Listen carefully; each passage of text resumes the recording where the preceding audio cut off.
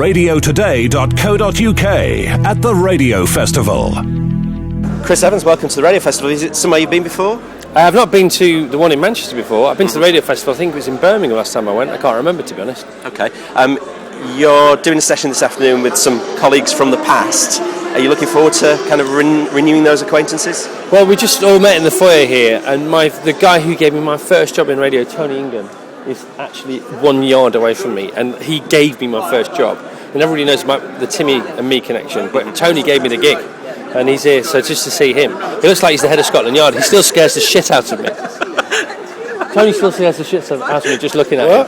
Tony just scares the shit out of me just looking at him. He's incredible. Yeah. I like Kidder. He's a formidable force. Do you wish he was still your boss now? No, I'm happy with my boss because he's over there. Don't get me into trouble, you.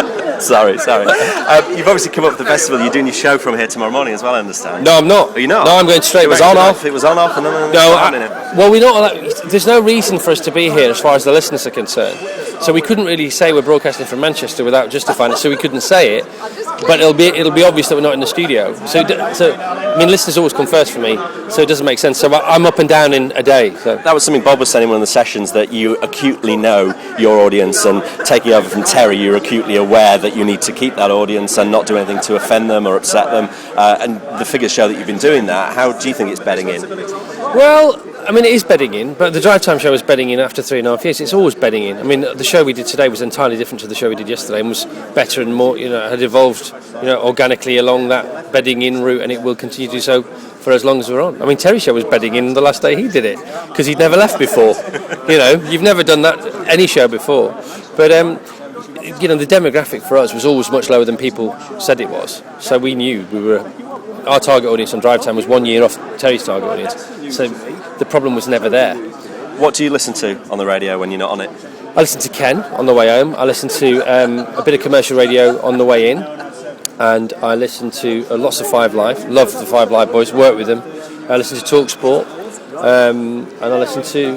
That's it. That's what I listen to. You don't listen to Moyles on the iPlayer when you get in there? No, I've never. No, honestly, I listened to Chris last year. I was in the Horseshoe at the BBC TV Centre waiting to go and do an interview with someone about my first book, and he had Gordon Ramsay on for half an hour, and it was very funny. But I have never heard him on breakfast apart from that half an hour. But the half an hour I did hear, it was quite good. Very nice. Bob's told us that he spoke to you obviously after your appearance on Live last week, and you've admitted that you perhaps went a little bit further than you should have done. Yeah. Do you take back those comments that you made on Bacon last week? I shouldn't have said them. That's for sure. I mean, I phoned Bob straight away. I said, Bob, I think Rich and I got a bit too comfortable and may have forgotten we were on the radio last week. So no, I shouldn't have said them. He's a team player. We work for the same team.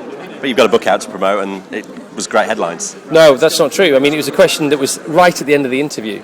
I didn't say it because I just answered Richard's question. It was either that or evade the question, which would have been a bit of an on-me thing to do. Cool. Okay, enjoy the festival. Thanks for talking to us. Thanks a lot. Cheers, Chris.